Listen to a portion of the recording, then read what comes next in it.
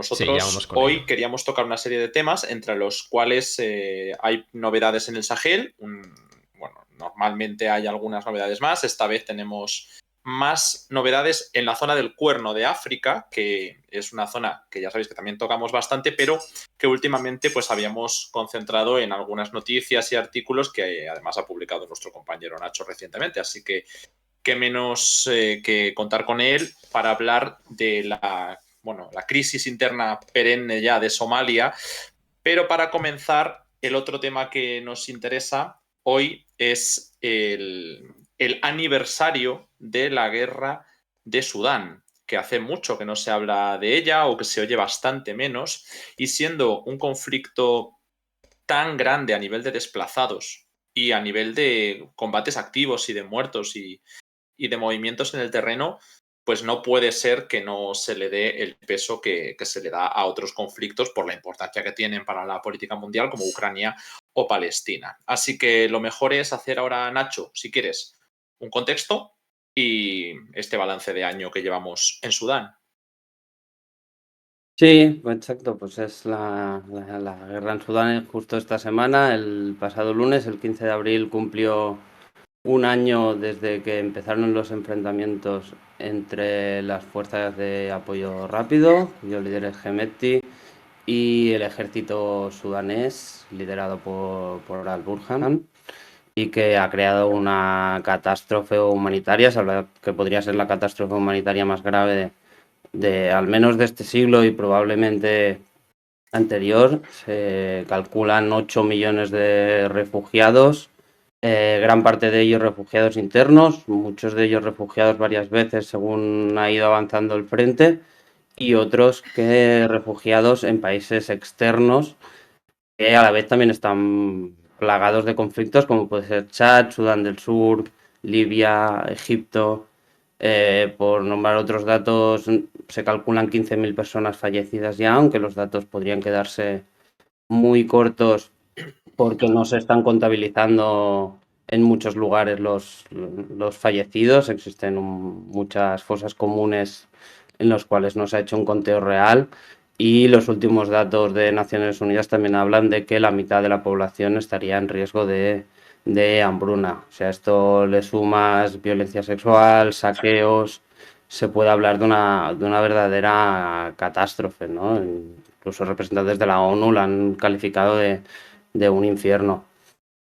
Por poner un poco el contexto, la guerra del Sudán, porque no, para quien no la conozca, es una guerra, podemos considerarla por el poder entre dos generales. Son los dos generales que llevaron a cabo el golpe de Estado contra al-Bashir después de meses de protestas en las calles de lo que se llamó la revolución sudanesa, y que acabaron tomando el poder, y en un principio pues empezó un consejo de transición que incluía una parte civil, liderada por Hamdok, y que en 2021 volvieron a dar un golpe de Estado y solo quedándose la parte militar solo al mando del gobierno sudanés.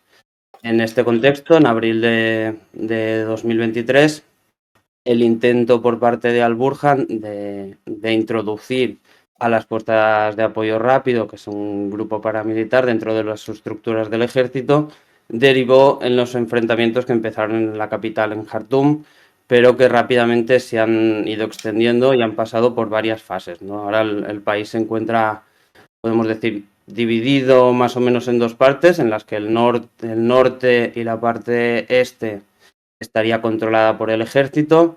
La capital más o menos va cambiando. En las últimas semanas ha habido bastantes avances por parte del ejército, que ya bastante al principio de la guerra se vio obligado a trasladar sus órganos de gobierno por Sudán. Y por parte de las RSF controlan principalmente Darfur, solo faltaría la Darfur Norte y su capital Al-Fasher. La otra parte de Darfur, que es precisamente donde salen las RSF, estaría controlada por este grupo, y gran parte de Kordofán.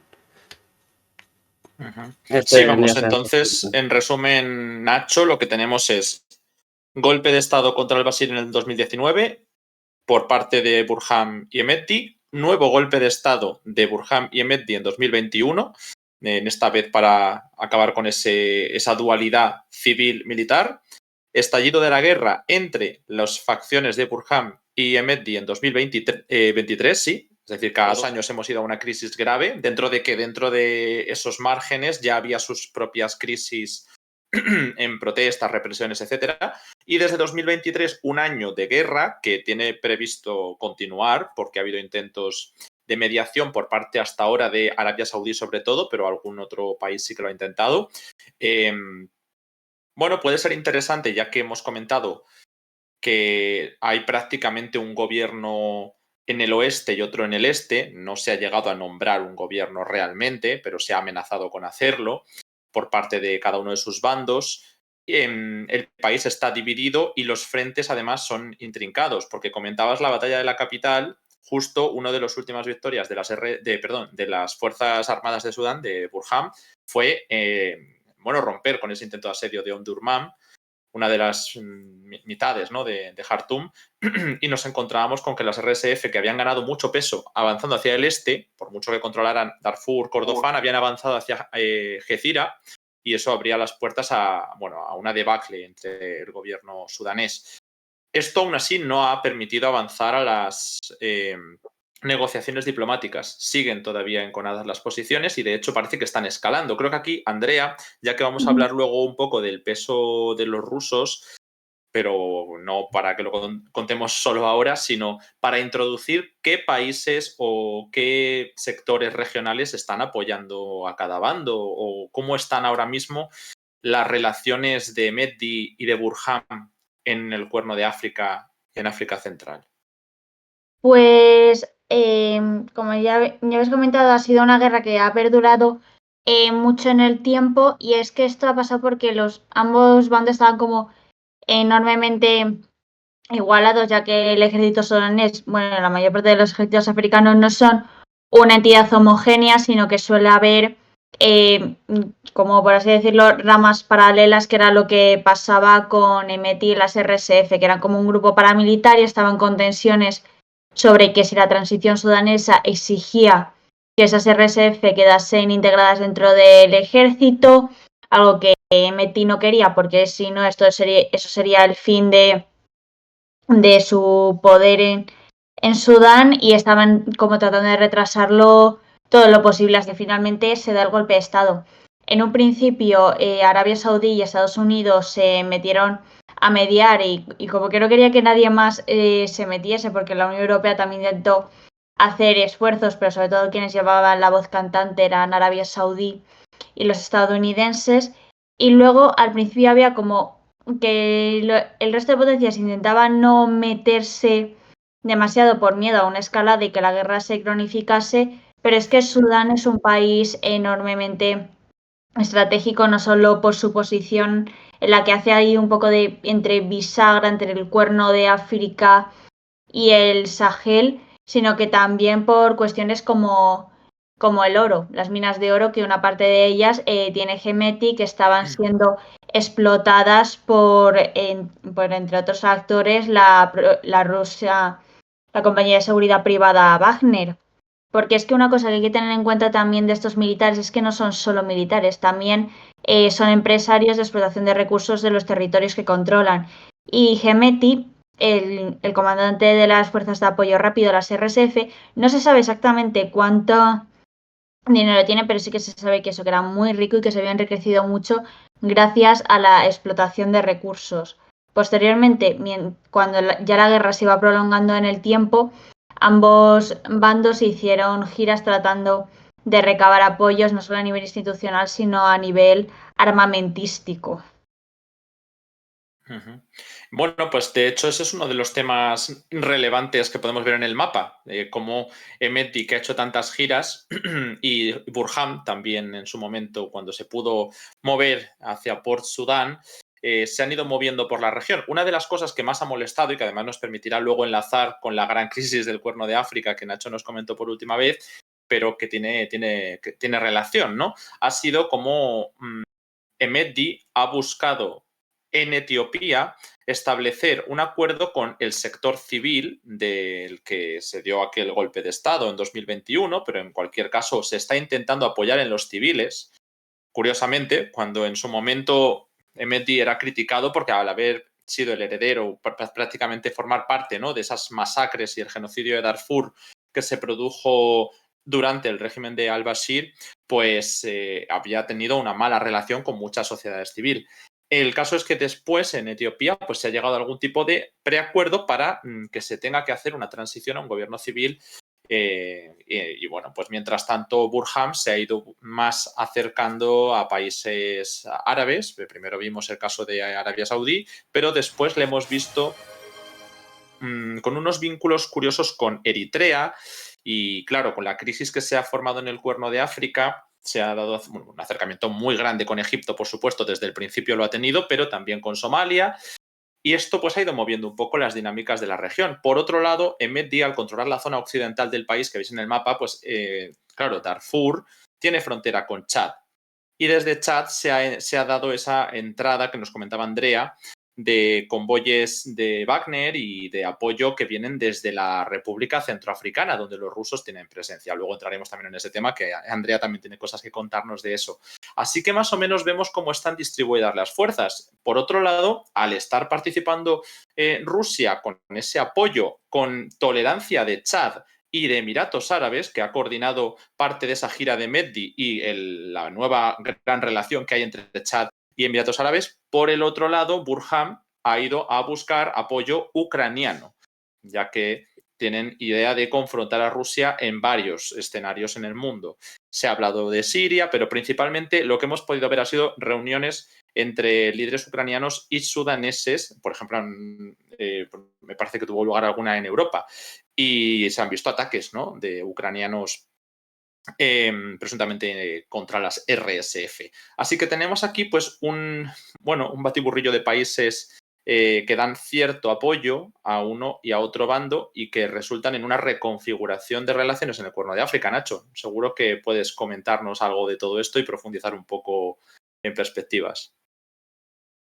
Sí, añadiría la participación en estos últimos meses de Irán, ¿no? También ha querido encontrar su hueco en este conflicto y, bueno, se constata un amplio uso por parte del gobierno sudanés de drones iraníes.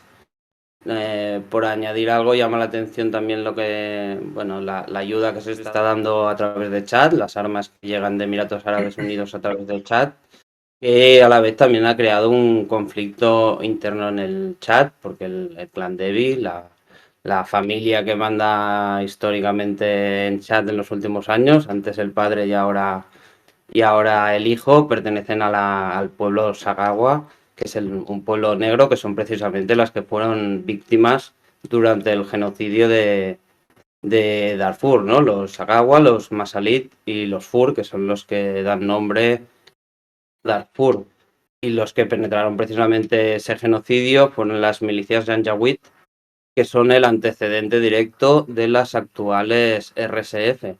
¿No? Primero fueron utilizadas por el gobierno de Omar al-Bashir para llevar a cabo la limpieza étnica de los pueblos negros de Darfur, y más tarde el propio al-Bashir los introdujo dentro de las estructuras del ejército. Por tanto, llama mucho la atención que el gobierno de Chad esté apoyando precisamente a los perpetradores de ese genocidio. Por lo cual, desde que empezó la guerra en Sudán, varios altos cargos del gobierno chadiano habrían dimitido y se habrían pasado a otros partidos. Y vimos también en las últimas semanas como el gobierno de Chad atacó la sede del Partido Socialista, del cual formaba parte varios miembros que antes habían formado de parte del gobierno chadiano, incluso miembros del propio clan Devi, y se asesinó al principal líder de la oposición. Bueno, le quiero dar las gracias ahora a la Terca, que nos ha dejado el Prime ya por 2 meses. Muchísimas gracias a ti y a todos. Veis que se está actualizando todo el rato el objetivo de suscripciones, porque acordaos que si es con Prime, aunque salga gratis, hay que entrar a renovarlo cada mes. Así que nada, gracias y el recordatorio hecho. Ahora que he visto el mapa, Nacho, claro, me he dado cuenta de que había algunos territorios más relevantes que a lo mejor no hayamos comentado. Hemos hablado de cómo Emedi ha tenido una buena relación estratégica prácticamente con Emiratos Árabes y con Chad, esa cercanía con Wagner y los envíos de ayuda a través de Chad y la República Centroafricana, y de la gira que ha hecho a la IGAD, que esto no lo hemos comentado, y al este de África, porque Sí, Sudán... Sí, perdón, Andrea.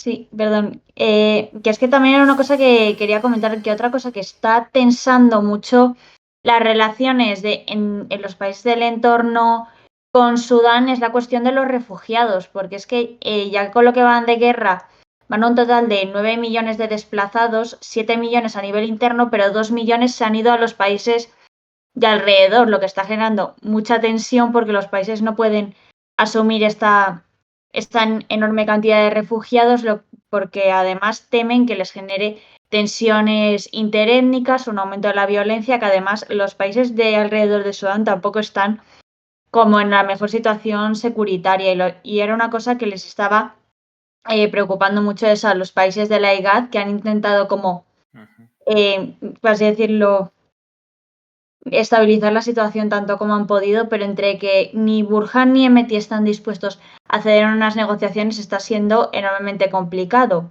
Pero también al mismo tiempo esos países de acogida no los quieren allí, así que muchos sudaneses están volviendo a sus antiguas localidades ante las dificultades que se encuentran en los países de destino. Sí, solo quería señalar que, bueno, aparte de esa relación con los países que hemos mencionado y el viaje a la IGAD, también, se ha hablado también de posibles relaciones con Khalifa Haftar y esto, bueno, dentro de lo que es la entente rusa, ¿no? De juntar a todos sus socios de alguna manera, parece que el vínculo más claro está siendo con República Centroafricana, pero aparte de Etiopía, el hecho de haber hecho ese viaje ha molestado mucho al Burhan y él, si yo, hasta donde yo sé, no se ha revertido, suspendió la membresía de Sudán en la IGAD. Sí. Y claro, después de aquello, Al-Burhan ha criticado bastante a los países que han acogido en esa gira a Hemeti, que ahora mismo no tengo los países en la cabeza, pero sé que fueron, no sé si pasó por Uganda, puede ser, después de haber pasado por Etiopía. Y claro, esto molestó bastante a Burhan. Él, aparte de Egipto, que lo comenté antes, y el tema de Somalia, Eritrea y el apoyo de Estados Unidos, Ucrania o Arabia Saudí. Y este es el punto de lo que decía Nacho. Irán, con su participación, está curiosamente apoyando a Burhan con esa participación armamentística. De modo que estamos viendo que Rusia apoya a un bando, bueno, de aquella manera, porque Emiratos Árabes es el que más fuerza está dando, y vemos a Irán en otro. También cabe señalar que Burhan acercó las relaciones con Sudán del Sur. Eso es una cosa que no comenté antes. Y por otro lado,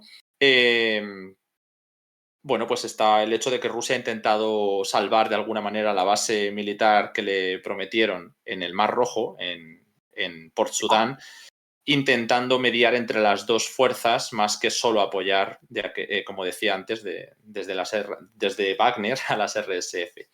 Así que creo que esto es un poco lo que tenemos para Sudán. Si alguien quiere añadir una última cosa, que nos vamos, si no, a hablar de la participación de los rusos en más conflictos, no solamente en Sudán, que ya de por sí lo hemos comentado. Bueno, voy a aprovechar también para dar las gracias ahora a Aure Esp, que nos ha dejado el Prime.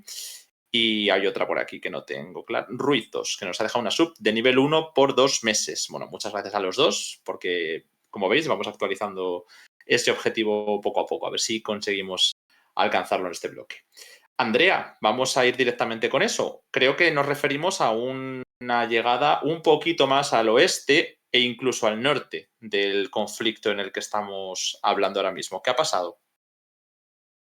Pues justo estaban preguntando por el chat que si Rusia no estaba demasiado ocupada con Ucrania para andar influyendo en Rusia y la respuesta es no. O sea, tiene fuerzas de sobra y cada vez más. Como hemos estado viendo ya estos años, los precedentes de unos países a otros han sido muy importantes y el camino que han seguido Mali y Burkina Faso ahora lo está siguiendo Níger.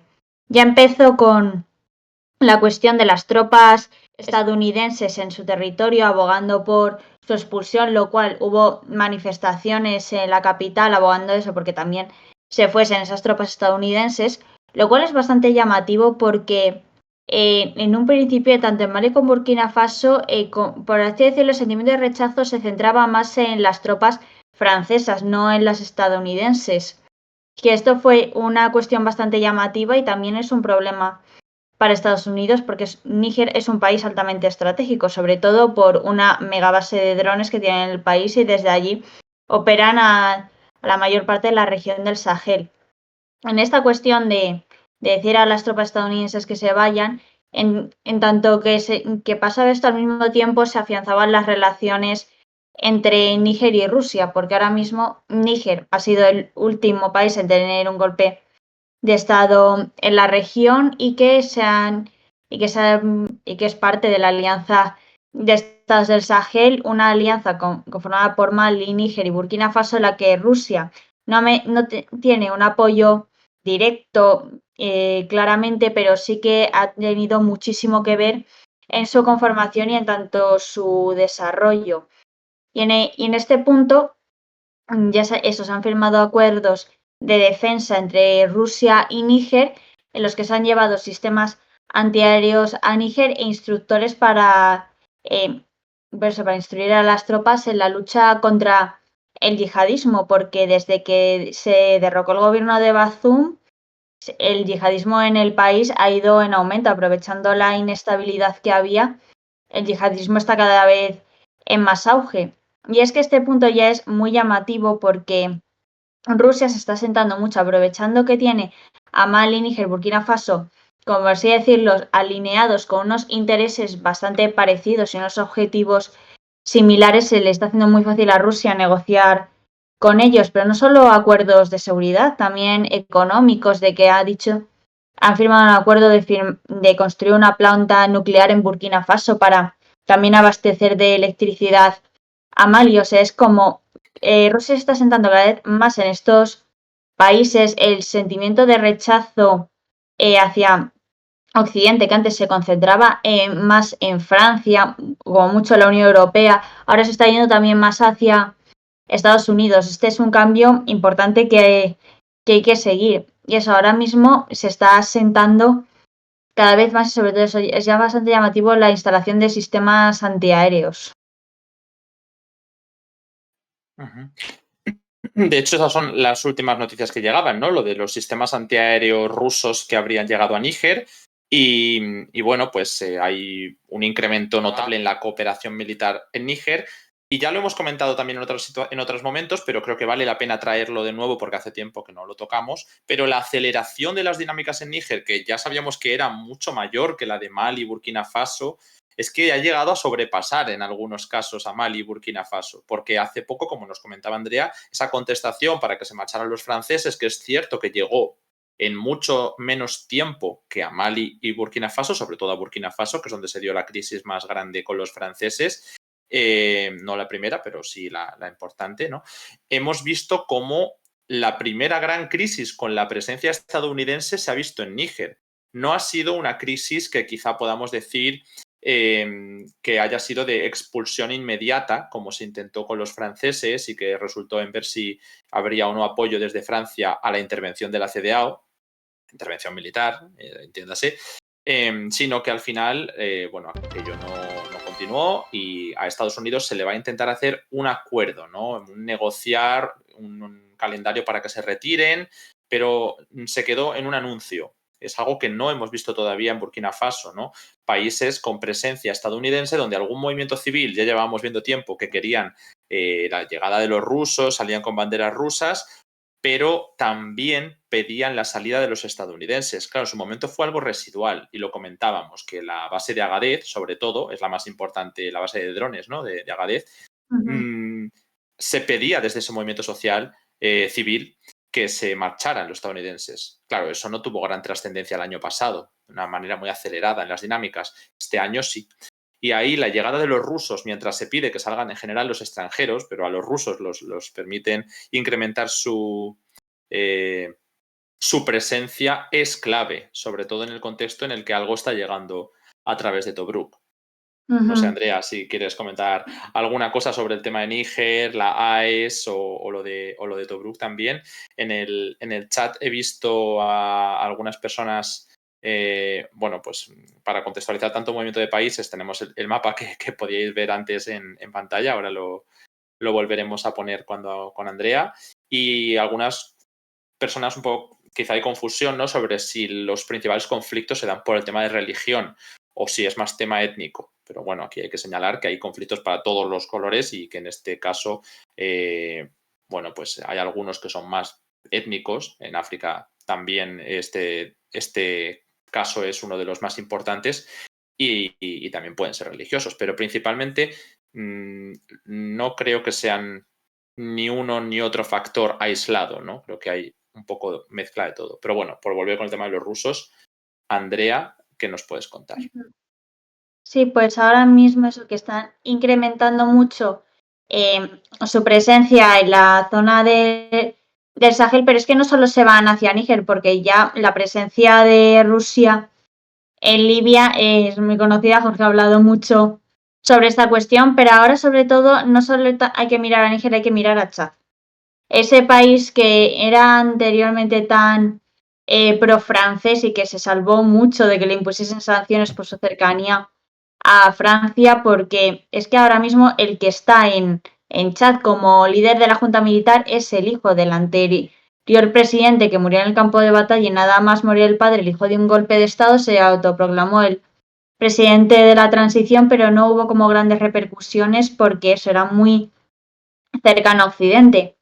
Así que en este punto era como que se libró bastante de las sanciones que le tuvieron, por ejemplo, Malí, Níger y Burkina Faso, una cosa que la Alianza de Estados del Sahel no ha dudado en subrayar y de tachar de hipocresía.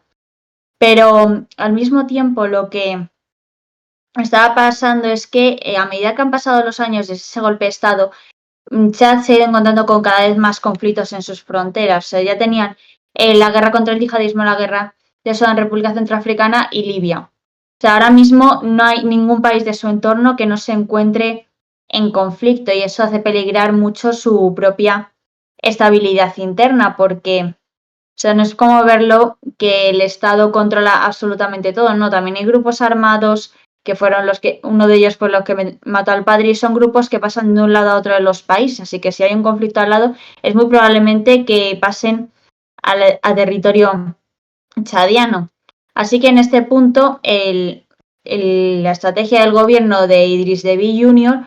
fue una política más realista, más no sé cómo decirlo, más asertiva con otros actores porque ya veían que solo con Francia no iba a ser suficiente para mantenerse en el poder y viendo que Rusia tenía cada vez mayor interés en tener su presencia en la zona y los turcos también, porque es una cuestión que ahora mismo está pasando mucho. La amistad de los países africanos se ha revalorizado mucho y muchos están adoptando una estrategia de para qué voy a tener solo un aliado cuando puedo tener varios y que además eso me garantiza una mayor seguridad si puedo jugar bien mis cartas. En este punto se está dando un acercamiento de la Junta Militar de Chad hacia Rusia.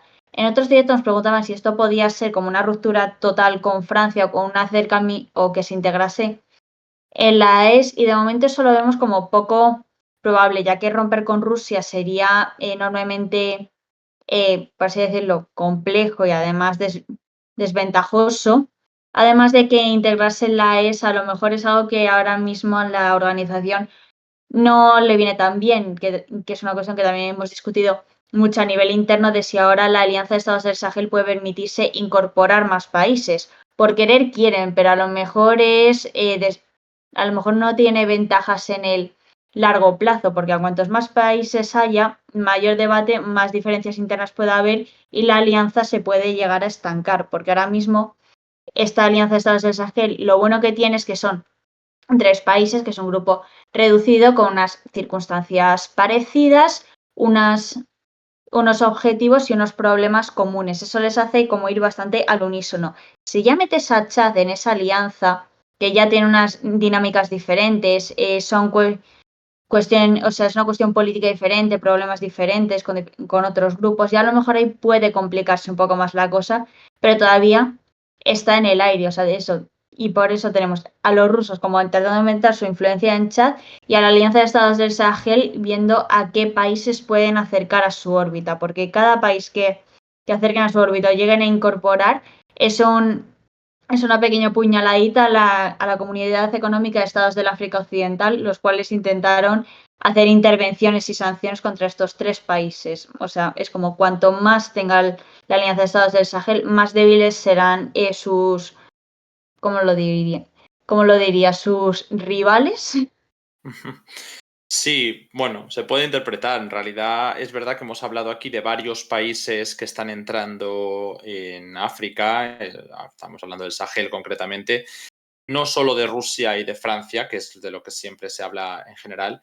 Hablamos de muchos más países, pero es cierto, y ahí viene la novedad, eso hemos publicado esta semana, que ya van 2 convoyes de buques rusos en el Mediterráneo que han llegado con material que se desconoce a dónde va, ¿no? Es una realidad que ha sucedido entre el puerto sirio de Tartus y el puerto libio de Tobruk.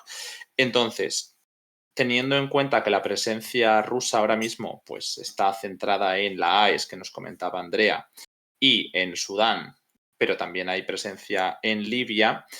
Claro, está ese vacío que hay de Chad. Ya decían las fuentes estadounidenses que hace tiempo que Rusia realmente no. En las filtraciones del Pentágono tenemos un artículo que lo explica, el de Ángel creo que era, que el papel de Rusia era como un actor oportunista, no estaba desestabilizando los países para que ocurrieran estos golpes de Estado, pero sí aprovechando ese vacío para incrementar notablemente su influencia, pero que actualmente ha pasado a un papel mucho más asertivo, en el que sí que estaría promocionando activamente sus intereses. Ellos hablaban de propaganda contra los occidentales, por ejemplo en República Centroafricana y otros puntos de África. Claro, República Centroafricana hemos visto que hay más discusión. Recientemente, esta misma semana, se ha reunido Touadéra, el presidente centroafricano, con el líder francés en París, creo que ha sido, y por lo tanto no sabemos en cuál de estos focos se va a centrar Rusia con la llegada de todo este material. Hemos visto ya bastantes debates. Cabe la opción de que la guerra civil libia se pueda restaurar en algún momento en su fase activa, porque tenemos bastante tensión con el entorno de Haftar, más que solo él y las fuerzas de unidad nacional de Trípoli, o que surja un nuevo conflicto en este margen, ¿no? Ahí estaba lo que nos contaba Andrea del interés que ahora mismo tienen muchos países en Chad. Pueden pasar muchas cosas, puede ser un refuerzo para la AES, como lo que estamos viendo de Níger, el tema de los antiaéreos ha sido relevante, y también de cara a que si finalmente salen los estadounidenses de bases como la de Agadez, que los rusos puedan ganar presencia en esa zona. Bueno, esto es un poco lo más relacionado, ¿no?, con el tema de los rusos en el Sahel. Estábamos hablando del conflicto de Sudán también, y en el Cuerno de África tenemos una serie de crisis mayores que también merecen una actualización. Entonces aquí vamos a volver con Nacho, que también nos ha escrito un artículo al respecto. De lo de los convoyes rusos tenéis una noticia gratuita en la página web. Voy a recordaros que la publicó Jorge hace nada: Convoyes rusos en el Mediterráneo, nuevo paso en la expansión rusa en África. Así que, como veis, tenemos tanto noticias, la inmensa mayoría de nuestro contenido que es gratuito, y algunos artículos exclusivos, como yo creo que el que comentaba antes de las filtraciones del Pentágono que había traído Ángel, que vale la pena para profundizar un poco más, ¿no? Y por eso, bueno, ya que me han puesto aquí en pantalla este código, pues lo vamos a recordar. 30 es el código para que podáis acceder con un poquito de descuento, bueno, un descuento importante, la verdad, porque es casi un tercio del valor de la suscripción, a todas las newsletters semanales que os mandamos al correo sin algoritmos, a los artículos exclusivos para profundizar un poco más, como decimos, y a todos los seminarios que hemos hecho, incluyendo el de Andrea del Sahel, que nos explica perfectamente la AES desde antes de que se concibiera hasta la actualidad, y bueno, muchas más cosas, ¿no? Pero así como relacionado con lo que hablamos, Así que bueno, aceptamos también propuestas de temas que sé que os gustaría que habláramos más de África, así que si alguien tiene ideas para nuevos seminarios, pues por supuesto lo podremos profundizar. Pero es que además también nos incluimos todos los seminarios que vayamos a hacer en el futuro dentro de este año, ¿no? Entonces creo que es una oportunidad que vale la pena, primero, para apoyarnos a nosotros, que este contenido exista, y segundo, para recibir cosas a cambio, que también nosotros queremos dejar la mayoría del contenido en abierto, gratuito, pero también queremos recompensar el apoyo. De hecho, nos preguntaban antes por el chat si se podía hacer suscripción para pagar cada mes el embajador. Yo entiendo que te refieres bueno, si se puede fraccionar el pago. No creo que sea para pagar varias suscripciones. Entonces, el plan embajador es como el plan premium, solo que incluye una posibilidad de pagar un poco más el que quiera aportar. El que no, pues tiene la opción de conseguirlo más barato, pero es un único pago anual, porque como va con los seminarios, pues los incluimos todos de golpe, ¿no? Porque hay meses que hay seminarios y hay meses que no hay seminario, entonces pues no tendría mucho sentido pagar un mes que no hay seminario la suscripción premium. Así que por eso es un único pago. Ahí está la respuesta, que ya veo que era Amanda Carayo quien preguntaba. Bueno, estamos aquí de nuevo con Nacho. Nacho, Somalia, que es el otro punto del Cuerno de África, ha sido foco de varias crisis recientemente. Has publicado tú, para los que ya estaban en la newsletter, habrán leído algo, pero también hemos publicado artículos y noticias sobre la gran crisis que hay en el Cuerno de África ahora mismo, y esto involucra a varios países, además de a Somalia por dentro. ¿Qué está pasando ahora? Exacto. Bueno, pues primero que justo lo veo ahora, por contestarle a Bastian, en el caso de Chad lo desconozco, no sé si Alejandro o Andrea lo tienen más controlado, pero Sudán del Sur es muy rico en petróleo. De hecho, se quedó el 75%, creo que era el 75% cuando se hizo la independencia de Sudán del Sur. Uno de los problemas que tuvo Sudán es que la mayoría del petróleo se quedó en Sudán del Sur, y fue uno de los motivos que acabó provocando la crisis económica por la que acabó cayendo al-Bashir. No sé si Chad... O sea, No, Chad sí, tiene, pero Andrea. no reservas como especialmente significativas.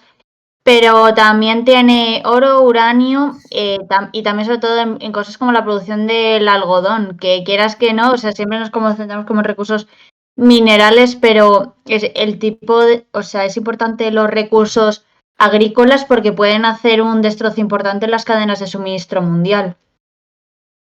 Pero igualmente Sudán del Sur quizás siga siendo uno de los países, irónicamente, más ricos en recursos de la zona, porque cuando, como dice Nacho, se independiza, Sudán sigue siendo dependiente a día de hoy del tránsito de petróleo de Sudán del Sur. De hecho, la guerra en uno de los dos países desestabiliza la economía del otro, porque, bueno, se interrumpe ese flujo, así que es un punto muy importante el que traía Nacho.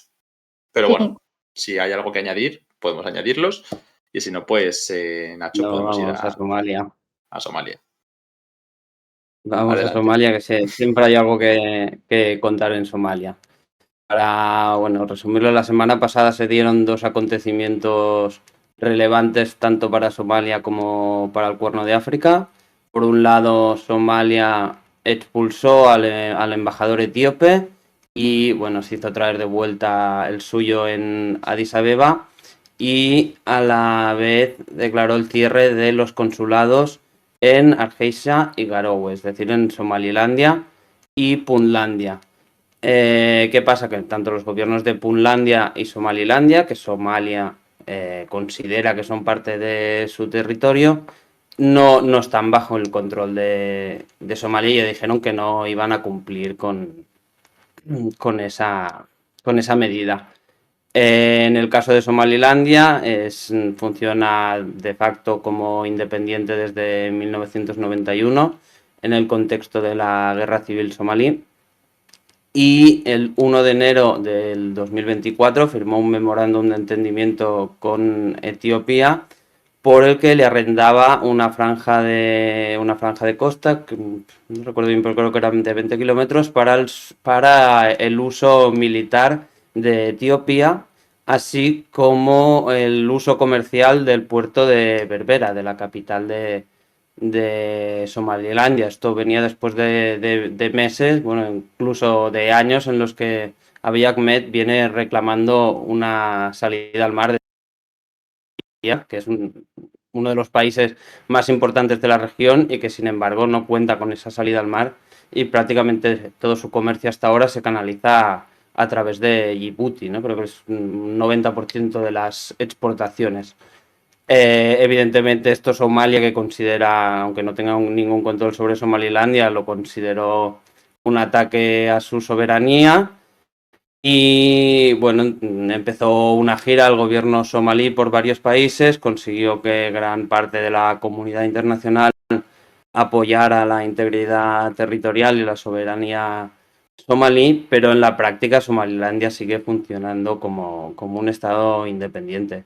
En este contexto también llega a un acuerdo con Turquía por el que le cede la seguridad marítima de todas las aguas somalíes y el compromiso de Turquía de entrenar y de reorganizar toda la armada somalí, ¿no? Se trata de un acuerdo importantísimo en materia militar que además coloca a Turquía en pleno, ya lleva años en Somalia, pero de esta manera todavía consigue más control sobre Somalia. Por el otro lado, la otra región que hablamos es la de Puntlandia. La semana pasada anunció que dejaba de reconocer al gobierno central somalí. El motivo habían sido unas enmiendas a la Constitución que se aprobaron en el Parlamento somalí, por las que se daba más poder al presidente somalí y que consideró Puntlandia, así como varios ex primeros ministros, que lo que hacían estos cambios constitucionales era cambiar el sistema federal y quitar prerrogativas a las regiones. Cabe recordar que Puntlandia también tiene una amplia autonomía dentro del Estado federal somalí. Hay que destacar también que en ningún caso se puede hablar de que Puntlandia esté buscando la independencia, sino que en cierta medida busca presionar para conservar su autonomía o al menos que el gobierno somalí, el gobierno central, sea más favorable a sus intereses. Lo que pasa es que yo aquí veo que, claro, tenemos a Hassan Sheikh Mohammed, ese gobierno de Mogadiscio, de la capital de Somalia, a veces no se puede hablar de que controlen Somalia, se ha metido en un problemón, porque él llegó al gobierno después de esas larguísimas elecciones, que hice una serie de artículos que no sé si llegaron a ser 2 años prácticamente de elecciones y claro, lo consiguió gracias al apoyo de la oposición al anterior gobierno de Farmayo y a varias regiones periféricas díscolas con el gobierno central, como eran Jubalandia y Puntlandia, que es justo una de las que tú comentas. Pero después, cuando ha llegado al gobierno, ha perdido el apoyo de todos, porque ahora mismo no solo tiene en contra a Farmayo, que por supuesto ahí sigue, aunque ya no tiene el peso que tenía antes, ha perdido el apoyo de las 2 regiones y también de las otras regiones centrales que ya estaban alineadas con el anterior gobierno, ¿no? Bueno, lo que nos hemos encontrado ha sido con un frente reciente en el que desde Hirshabelle y el suroeste, la región de Galmudug, Somalí, bueno, todavía no era tal cosa, ¿no? Puntlandia y Jubalandia querían retar al actual presidente a que retirase una reforma constitucional que es muy controvertida porque además ahora le da poderes para hacer una cosa que su predecesor no pudo hacer, que era destituir al primer ministro, porque el primer ministro anterior fue el que medió entre la oposición y el gobierno. Y actualmente eliminar esa prerrogativa daría el poder casi completo al presidente, que fue, insisto, el papel del primer ministro fue crítico para salvar al país de un conflicto o de guerra civil dentro de la guerra que podamos considerar que ya hay con Al-Shabaab. Y a esto hay que añadir la guerra entre Somalilandia y Puntlandia, porque se consiguió desde Puntlandia avanzar hasta la toma de algunas localidades, como la Sanot, pero también quedó el reconocimiento de un nuevo estado, Hatumo, por parte de Somalia. que era prácticamente como intentar superponerse al poder de Somalilandia. Bueno, pues aún así no se les ha invitado desde el gobierno central de Somalia a esas conversaciones con los estados. Que bueno, hay muchos más conflictos, no quiero entrar tampoco en todos, porque por ejemplo creo que en Hirshabelle hay un intento de secesión del estado de Hirán, pero bueno, hay muchas cosas en Somalia a nivel interno. El externo es lo que nos ha comentado Nacho, ¿no? El hecho de que la crisis con Etiopía se ha agravado, de que Etiopía intentó acceder al puerto de Somalilandia, intentar conseguir una base naval, después se llegó a algún tipo de tensión, bueno, ya veníamos de antes, ¿no? Con Eritrea, porque se contemplaba que el acceso al mar se llevaría a cabo a través de Eritrea. Bueno, al ir sobre la crisis de Tigray se puede comentar que se ha reavivado alguna tensión porque Eritrea sigue todavía ocupando territorio de Tigray y Etiopía pues está rompiendo con sus antiguos socios, Eritrea y Somalia, y ahora se han marchado a Kenia, que Kenia es el país que parece que va a intentar aprovechar esta crisis entre Somalia y Etiopía para ganar el pulso comercial y que sea el acceso al mar a nivel comercial de Etiopía. Pero claro, esto sigue dejando a Etiopía sin base naval. Así que por eso Turquía ha aparecido de esta manera tan destacada en Somalia, que ya, como dice Nacho, tenía una base, etcétera. Era uno de los países mejor situados. Y de nuevo vuelve a aparecer otro como es Emiratos Árabes, que básicamente ha intentado mejorar su relación con Somalia. En el anterior ciclo estaba asociado con las regiones periféricas de las que hablaba, Jubalandia y Puntlandia, y en el actual ciclo, pues al ver que ha vuelto un perfil bueno, pues más cercano, se iban a arreglar las relaciones, pero finalmente, pues bueno, pues como Emiratos también tiene buenas relaciones con Somalilandia, pues la cosa ha ido bastante mal.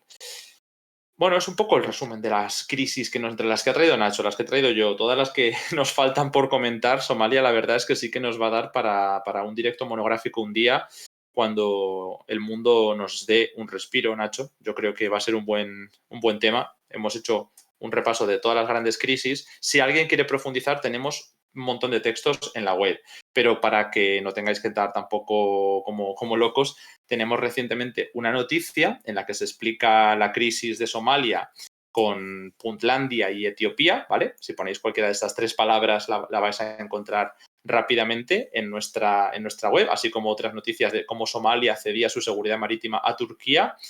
Y por otro lado tenemos un artículo en el que se explica la crisis del Mar Rojo, pero del lado africano, porque se ha hablado mucho del Mar Rojo del lado árabe, Yemen principalmente, pero es importante en ese artículo, Nacho nos cuenta Sudán y Somalia como dos de los grandes focos de tensión al oeste o suroeste del Mar Rojo. Y bueno, si quieres añadir alguna última cosa de esto, pues si no, pues podemos ir al otro conflicto de la zona, que va a ser el último que tratemos hoy. Sí, bueno, por situar un poco esta política de bandos que se está creando en el Cuerno de África, es un poco todos contra Etiopía, porque bueno, Etiopía es históricamente la gran potencia y a raíz de este acuerdo con Somalilandia, pues prácticamente todos los países de la región se han puesto en su contra. Uno de los más combativos ha sido Egipto, pero que evidentemente Egipto tiene sus propios conflictos tanto internos como en todas sus fronteras, pero que tiene una rivalidad histórica con Etiopía a raíz de la gran presa del Renacimiento, que bueno, que temen que baje el flujo de agua y evidentemente no quiere ver cómo Etiopía pueda llegar a construir una flota naval en el Mar Rojo y que por tanto pueda influir en alguna manera en el flujo hacia el canal de Suez. Los otros que se han posicionado al lado de Somalia, pues uno de los más combativos es Eritrea, otro que tiene una rivalidad histórica con Etiopía. Ya formó parte de Etiopía hasta su independencia en 1993 y poco después iniciaban una guerra entre Eritrea y Etiopía que acabó en 2018 dándole el Premio Nobel de la Paz precisamente a Abiy Ahmed, el actual presidente etíope, y posteriormente Eritrea participaba en la guerra, ¿no? Una vez finalizada la guerra, al no participar de los acuerdos de paz, pues volvieron a enfriarse las relaciones y a día de hoy tropas eritreas siguen estacionadas en parte de Tigray. Por otro lado, como comentabas, Kenia sí que está jugando un poco el papel de mediador, quizás pues le interesa más Etiopía a nivel de relaciones, pero en ningún caso quiere que esto pueda perjudicar la estabilidad del Cuerno de África, y recientemente también recibió en Nairobi al presidente somalí. Y de las potencias externas, por las que comentabas, Emiratos Árabes Unidos tiene unas relaciones muy intensas con Somalilandia. Por señalar a otras, también China ha dado su apoyo total a Somalia, por dos motivos: porque Taiwán es uno de los pocos países que tiene relaciones en alguna medida con Somalilandia, lo cual no interesa para nada a China, y porque es uno de los mayores inversores en el puerto y en el ferrocarril que actualmente lleva las mercancías etíopes a través de Djibouti, que por otra parte, pues evidentemente a Djibouti económicamente tampoco le interesa para nada este acuerdo. Y bueno, como digo, ahora ya sí que vamos a ir con ese último tema del directo del bloque de África. Bueno, el otro foco dentro de la IGAD o de esta zona en la que nos estamos centrando, ya que algunos veo que han preguntado, ¿no?, por la relación de Uganda, pero realmente no, se referían a Ruanda como uno de los países que ahora mismo está negociando por ejemplo, con Reino Unido, ¿no?, esa ley de las deportaciones. Bueno, pues hay un conflicto importante entre los países de los lagos. Hemos hablado recientemente, en la actualidad, cuando bueno, pues se semi-asedió la región de Goma, la zona de Kivu del norte, Kivu del sur e Ituri, las tres regiones que hacen frontera con Uganda, Ruanda y Burundi. Pues tenemos que contextualizar un poco de dónde viene este conflicto. Así que ahora, con el mapa, para que no se nos haga muy complicado entender de dónde viene cada uno de ellos, vamos a ver si, Nacho, nos puedes poner un poco en contexto justo ahora que se cumplen 30 años, ¿no?, del genocidio de Ruanda. Exacto, pues hace poco se cumplieron los 30 años del genocidio contra los Tutsis en Ruanda de 1994, en el que fueron masacrados, se calcula que 800.000 personas Tutsis de Ruanda, y así como muchos Tutsis, aprovechando que antes también se comentaba si eran conflictos étnicos o al final geopolíticos.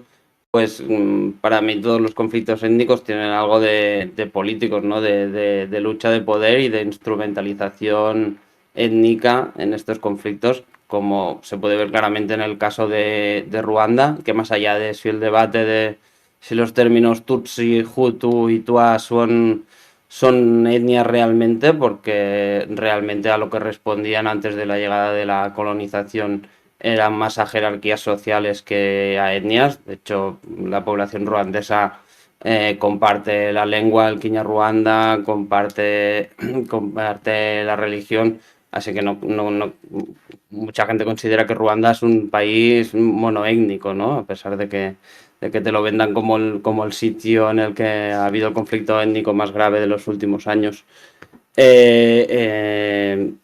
¿Qué pasa? Que lo que pasó en 1994 sigue afectando hoy gravemente a la República Democrática del Congo, que no ha dejado prácticamente de estar en guerra precisamente desde el genocidio, cuando precisamente los perpetradores, los Hutu perpetradores del genocidio, se refugiaron en Ruanda a través de los corredores, de los que se acusa a Francia de crear corredores entre los que pasaron miles de los perpetradores del genocidio a la región, principalmente a la región de Kivu.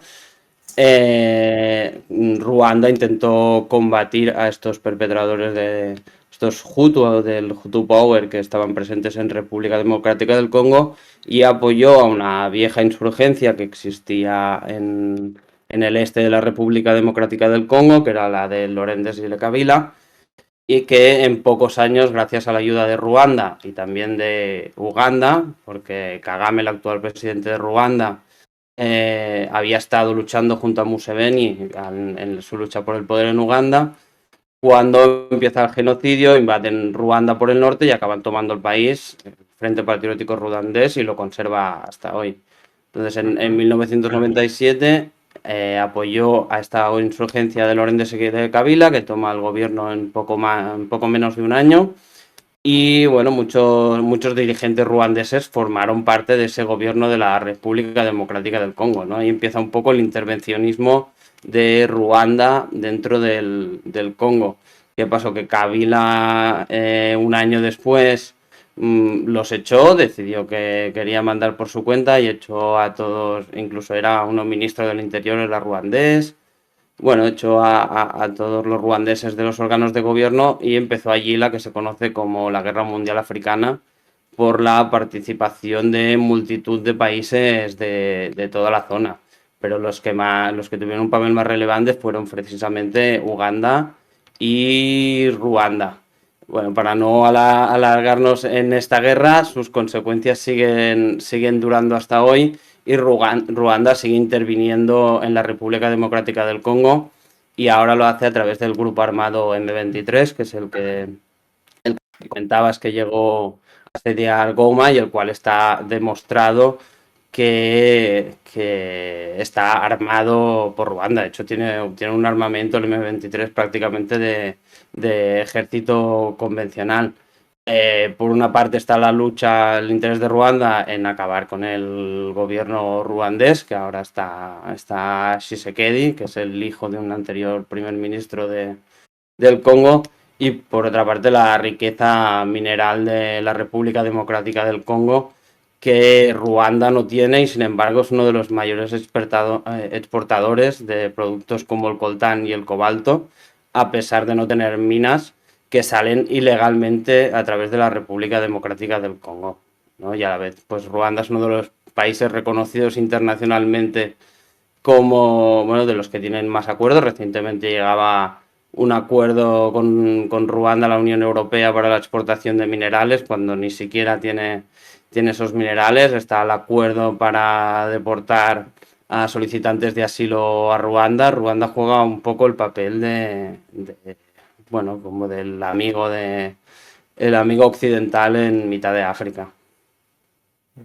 Bueno, de todos modos, muchos de estos conflictos se han ido interrelacionando, ¿no? Que es uno de los puntos clave. Ahora estamos viendo cómo lo del M23, apoyado por Ruanda, pues sigue manteniendo su presencia en República Democrática del Congo, igual que hay otros grupos como Red Tabara burundís también en esa región de Kivu del Sur, y también las Fuerzas Democráticas Aliadas, que es otro grupo yihadista ugandés en el norte, ¿no?, del Congo. Entonces, esta interrelación tiene bastante que ver, como has mencionado, con la Primera Guerra del Congo y la Segunda Guerra del Congo. Entiendo que es lo que comentabas antes. De hecho, tenemos artículos en la web tuyos sobre estos temas. Por ejemplo, Primera Guerra del Congo, hablabas del fin del régimen de Mobutu, ¿no?, que es cuando sí que se da esa intervención de estos países de los lagos. Y después, cuando se consigue el fin de Zaire, de ese país en centro de África, y se instaura la República Democrática del Congo, es el sucesor de Kabila, porque ha habido ahí dos presidentes, el que expulsa, ¿no? O intenta No, expulsar. Es el primero. no, el sucesor. Sí, es el primer Kabila, el que Es llevaba el 30 primero. años. Me parece que la muerte de Kabila se da, si no me equivoco, en 2001, en extrañas circunstancias. No se sabe, bueno, todavía no se han esclarecido, y entonces es cuando viene su hijo, Joseph Kabila, hasta hace pocos años, que es cuando viene Tshisekedi. Sí, entonces eso sí que sería entonces es el Kabila, como dices, el que intenta expulsar a los ugandeses y a los ruandeses. Ahí es donde intervienen decenas de fuerzas de toda África, ¿no?, de un lado y de otro lado, en lo que es la Segunda Guerra del Congo, que es la que comentabas, que sería la Guerra Mundial Africana. Y posteriormente las relaciones han virado mucho en función de la asociación con Kabila hijo y con Tshisekedi, ¿no? ¿Hay alguna diferencia que haya motivado esa, bueno, pues distancia con Ruanda, esa colaboración, pero al mismo tiempo ha habido disputas con Uganda y esa colaboración que se ha dado recientemente con Burundi, que tenga que ver con esta dinámica interna del Congo? Bueno, porque en el este del Congo, o sea, hemos nombrado los más importantes, pero operan centenares de grupos armados y todos tienen sus propios intereses y muchos de ellos, pues detrás están los propios estados. Tanto apoyando a estos grupos armados como aprovechando el territorio del Congo para luchar contra ellos, como es el caso de Uganda con las ADF o de Burundi con,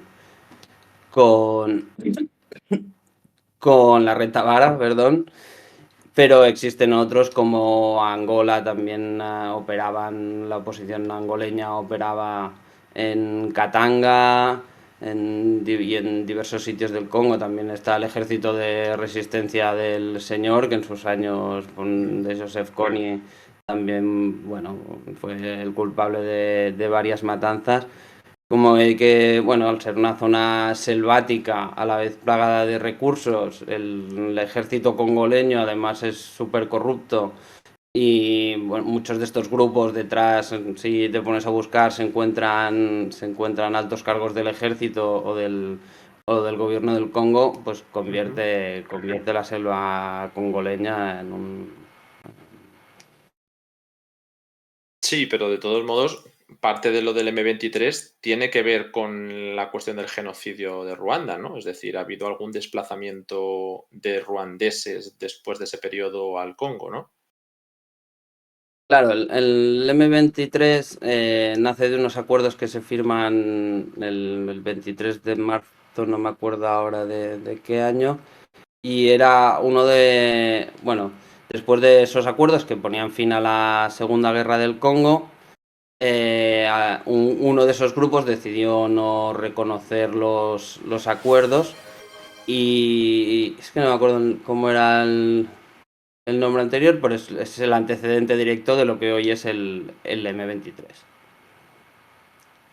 Pero o sea, son los mismos grupos, o sea, en realidad son los mismos grupos que han cambiado de nombre y los mismos grupos que aparecieron durante la Segunda Guerra congoleña. Bueno, de todos modos, a ver si otro día también encontramos un rato para profundizar en el contexto, porque el tema del genocidio de Ruanda yo creo que da más de sí, ¿no? Pero vamos a ir cerrando ya por hoy. Tenemos aquí una nueva sub de Prime de Amores. Muchas gracias a ti y a todos los que habéis hecho posible este contenido. No sé si tenéis alguna última cuestión con la que queráis cerrar, chicos, que nos hayamos dejado algo en el tintero o podemos proceder. Creo que no. Hemos dado bastantes temas, ¿eh? Han ido ¿Verdad? Por saliendo. eso digo, Sí, como son sí, muchos temas, que no se nos quedara nada y pendiente. saldrían. Nada, creo que lo Así más que nada, importante, lo más han nombrado. otro día podemos profundizar. Cada uno de estos 4 subbloques daba de sí para un programa, así que espero que con estas pinceladas podamos haber actualizado la situación un poco de la región. Y bueno, pues Edu, estás por aquí con nosotros. Vamos a hacer una raid para cerrar, ¿no?